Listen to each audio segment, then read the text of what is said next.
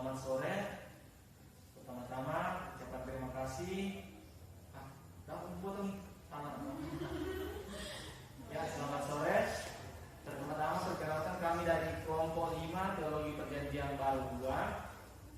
Dan pada kesempatan ini kami diberi kesempatan untuk membahas satu tema besar sekaitan dengan teologi Paulus, yaitu perspektif Paulus tentang manusia durhaka.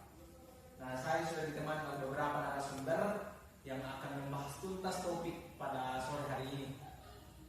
Namun sebelum itu, pertama-tama kita akan melihat terlebih dahulu sisi kehidupan Paulus sebelum dia bertobat.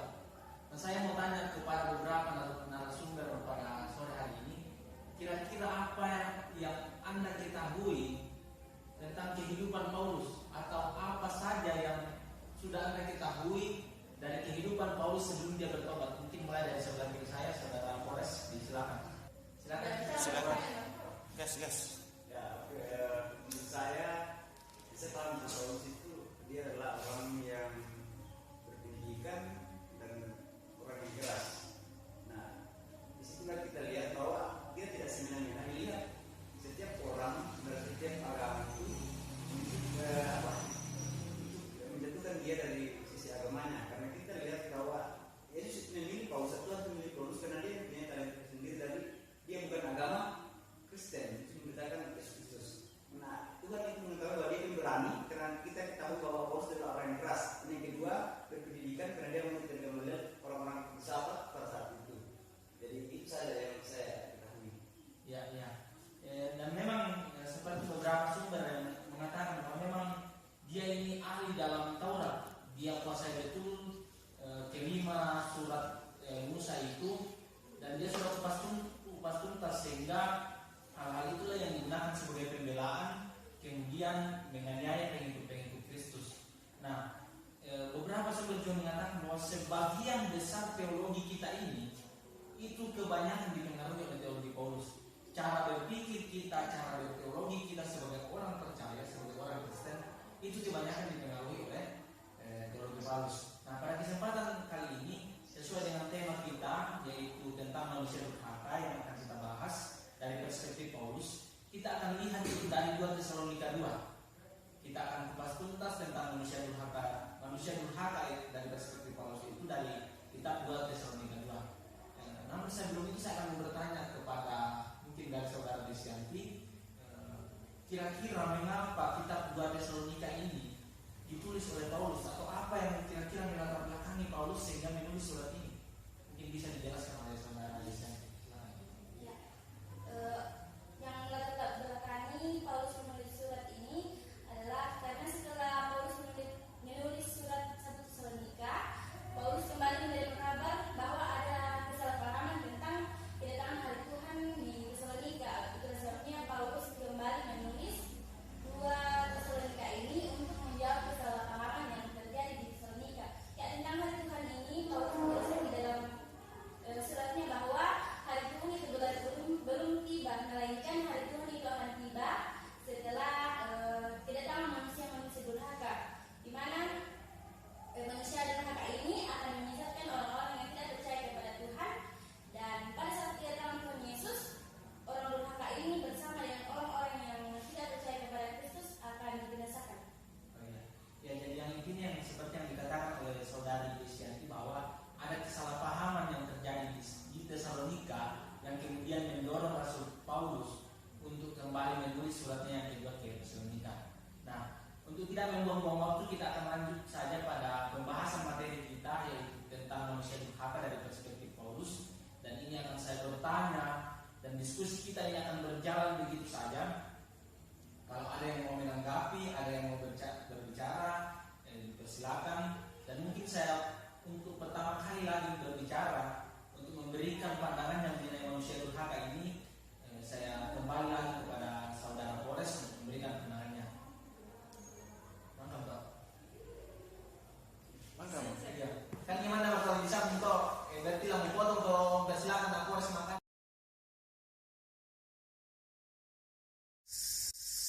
Ya, shalom.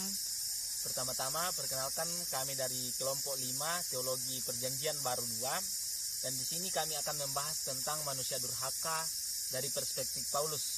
Namun sebelum melanjutkan diskusi kami pada sore hari ini, pertama-tama saya persilakan kepada narasumber yang akan mengisi diskusi kita pada hari ini untuk memperkenalkan diri, dimulai dari saya.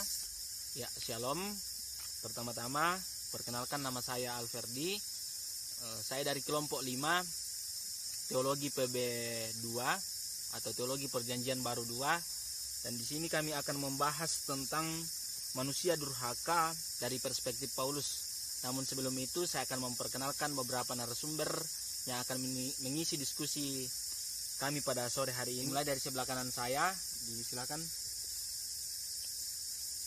Ya, perkenalkan, nama saya Marni Ruru, NIRIM 20 2018 5750. Perkenalkan, nama saya Desian PL, NIRIM 20 2018 6189. Perkenalkan, nama saya Wiwin Yunita, NIRIM 20 2018 5763. Nama saya Pores Asriel, NIRIM 20 2018 5759. Perkenalkan, nama saya Gideon, NIRIM 20 2018 5753. Jadi itulah beberapa narasumber yang akan mengisi diskusi pada sore hari ini. Untuk tidak membuang-buang waktu, kami akan lanjut saja pada materi. Jadi materi yang akan kami bahas pada sore hari ini, sekali lagi saya ulangi bahwa kami akan membahas tentang manusia durhaka dari perspektif Paulus. Jadi di sini yang akan kami bahas yaitu bagaimana Paulus melihat manusia durhaka ini. Apa yang Paulus maksudkan tentang manusia durhaka ini. Jadi saya akan mulai dari narasumber yang pertama, yaitu Saudara Pores, untuk memberikan pendapat bagaimana pemahamannya tentang manusia durhaka, atau yang dimaksudkan tentang Paulus tentang manusia durhaka.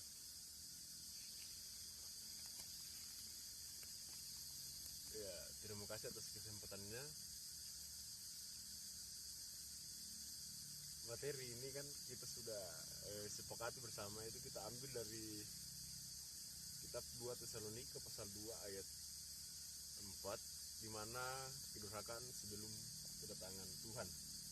Nah, durhaka yang dimaksudkan di sini menurut pemahaman saya atau beberapa sumber ini itu memberikan gambaran bahwa orang pada saat itu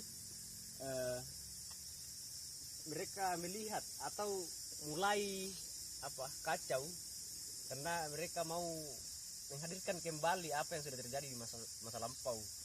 Misalnya usaha Kaisar Gaius yang mau mendirikan patungnya di Yerusalem pada tahun 40 Masehi pada saat itu. Nah, ketika pada saat itu Paulus ini hadir untuk memberikan semacam teguran atau pemahaman pada mereka bahwa janganlah kalian atau janganlah jemaat-jemaat pada saat itu untuk bingung atau gelisah terhadap itu, tetapi teguhkanlah apa yang kau pahami tentang Yesus. Terima kasih. Jadi dari Saudari Marni mengatakan bahwa yang dimaksudkan dengan manusia durhaka itu adalah mereka yang tidak percaya atau yang anti dengan Kristus, yang melakukan perbuatan-perbuatan jahat karena pengaruh iblis. Jadi itu inti dari yang disampaikan oleh Marni Ruru. Silakan kepada Saudari Desyanti untuk memberikan pendapatnya.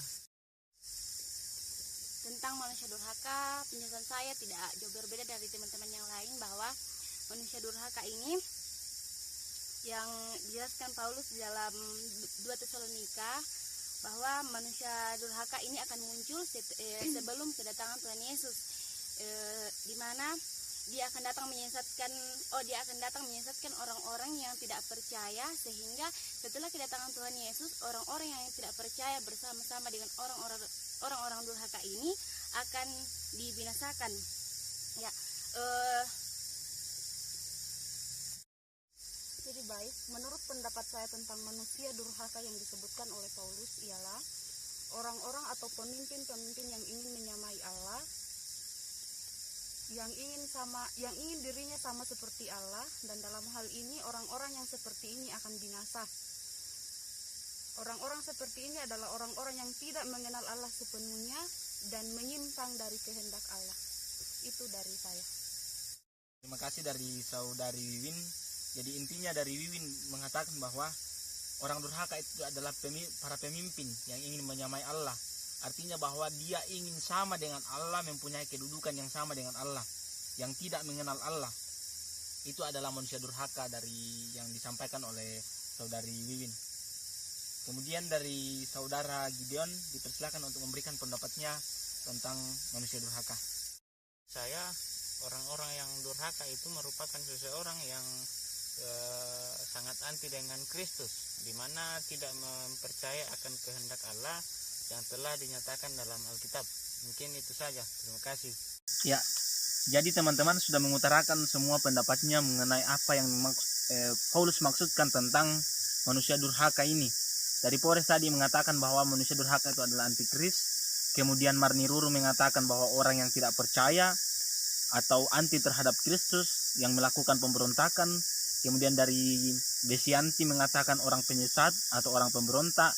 Kemudian dari saudari Wiwin mengatakan bahwa pemimpin yang ingin menyamai Allah. Begitu juga dengan saudara Gideon mengatakan hampir sama dengan pendapat atau sama dengan pendapat yang disampaikan oleh saudara Pores, bahwa mereka orang durhaka ini atau manusia durhaka ini adalah mereka yang anti terhadap Kristus. Nah, dari beberapa sumber yang saya baca juga, ketika kita melihat juga konteks 2 Tesalonika ini, dari 2 Tesalonika 2, ketika Paulus menyebutkan manusia durhaka ini, atau dalam bahasa Yunaninya manusia durhaka ini diterjemahkan dari bahasa anomias, dari bahasa Yunani anomias, dari bahasa atau kata dasarnya anomia, dan ini menunjuk pada pelanggaran hukum atau orang yang mengindahkan hukum. Jadi yang ketika konteks ini atau anomias ini dipakai dalam Alkitab, ini merujuk pada orang-orang yang melanggar atau mengindahkan hukum Allah. Jadi mereka yang mengindahkan atau meniadakan hukum Allah, yang melanggar atau memberontak terhadap hukum Allah, mereka itulah yang disebutkan Paulus sebagai orang-orang yang durhaka. Jadi dia lebih kepada pemberontakan terhadap Allah.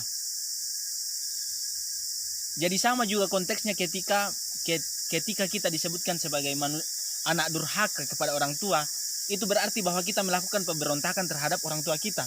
Jadi sama konteksnya, hanya konteks yang membedakan bahwa ini konteks secara kekeluargaan, kemudian konteks dalam Alkitab, hanya itu saja. Tetapi intinya bahwa manusia durhaka yang Paulus maksudkan di sini adalah mereka yang memberontak atau yang meniadakan hukum Allah, yang melakukan segala sesuatu itu tidak sesuai dengan apa yang menjadi ketetapan Allah. Makanya itu disebut sebagai manusia durhaka. Itu dari perspektif Paulus ketika kita melihat konteks dari 2 Tesalonika tersebut. Mungkin ada tambahan dari teman-teman yang ingin memperjelas lagi, silakan. Bicara kami Pak, apa bang mau bilang? Mau bertanya kami kan? Dari saya, kalau kita melihat dari apa yang sudah kita bahas itu mengenai pandangan-pandangan, kita melihat pandangan Paulus atau apa yang dimaksud Paulus menulis apa tentang manusia durhaka.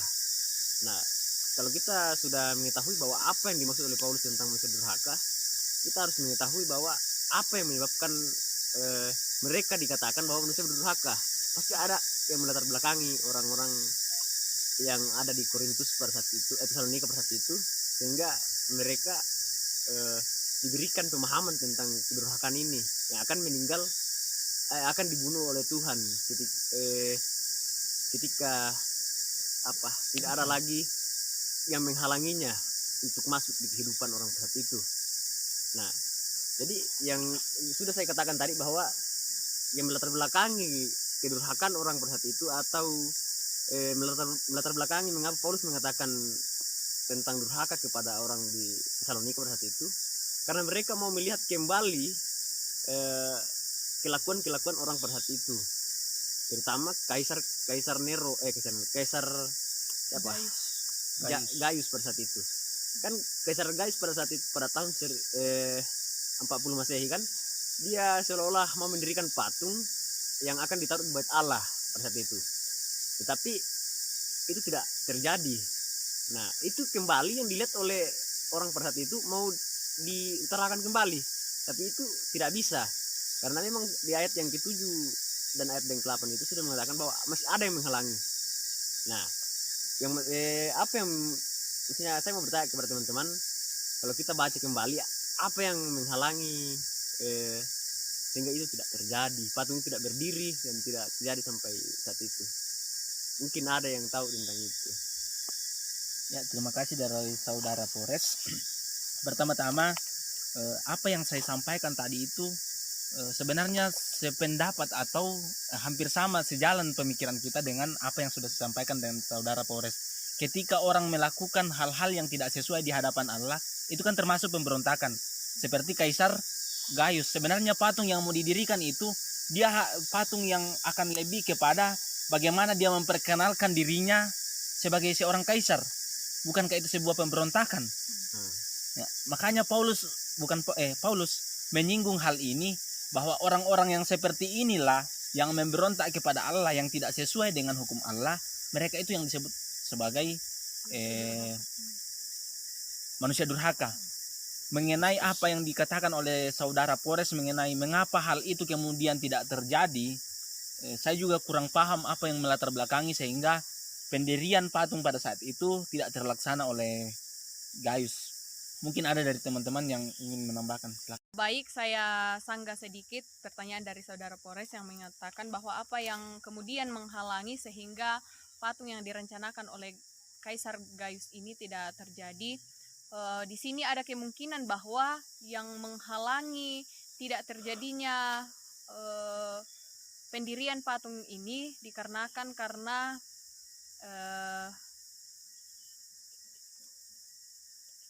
ada kemungkinan ada karya Roh Kudus yang bekerja di dalam entah kaisar itu sendiri, begitukah? Kita Ganti. Bila saya begini bahwa kaisar ini atau antikristus ini tidak merajalela, karena ada kemungkinan mungkin dari roh-roh kah, dari roh kudus kah, atau dari kaisar itu sendiri. Oh iya. Jadi itu saja. Selesai bola. Iya, baga. Berputar-putar kok. Iya, tunggu Mi. Laki bucin Ben. Iya. Nelpon. Jangan Mini diangkat deh. Tunggu dulu. Oh iya.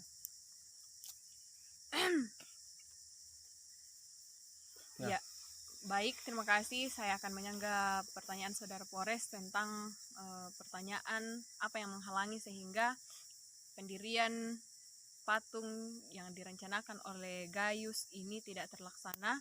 Di sini ada kemungkinan bahwa yang menghalangi hal tersebut tidak terjadi akibat ada yang menahannya, di mana mungkin kemungkinan yang menahan itu adalah seorang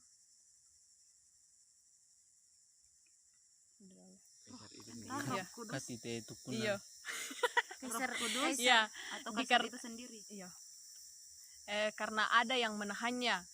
Di sini kemungkinan bahwa yang menahan itu adalah seorang tokoh apokaliptis dan juga karya Roh Kudus sendiri yang bekerja di dalam kaisar itu, atas diri kaisar. Terima kasih. Ya, terima kasih dari saudara Marni. Dan memang beberapa referensi juga yang saya baca, memang hal itu tidak ada dijelaskan secara rinci bahwa mengapa kemudian dia gagal mendirikan patung tersebut. Tetapi saya pikir kita sepakat pada hari ini bahwa yang kita mau cari sebenarnya apa sih sebenarnya tujuan atau apa maksud Paulus menyebut mereka ini durhaka. Karena itu tadi bahwa mereka memberontak kepada Tuhan. Mereka melakukan segala sesuatu itu tidak sesuai dengan hukum yang ditetapkan oleh Allah. Dan cenderung ketika kita berangkat dari bahasa aslinya yaitu anomia, itu adalah orang yang cenderung menghilangkan hukum tersebut. Jadi sudah tidak ada lagi berlaku dalam kehidupannya. Dia mau melakukan tindakannya, melakukan segala sesuatu itu hanya berdasarkan apa yang dia mau, bukan lagi berdasarkan apa yang menjadi ketetapan Allah itu sendiri. Mungkin ada lagi tambahan dari teman-teman, disilakan.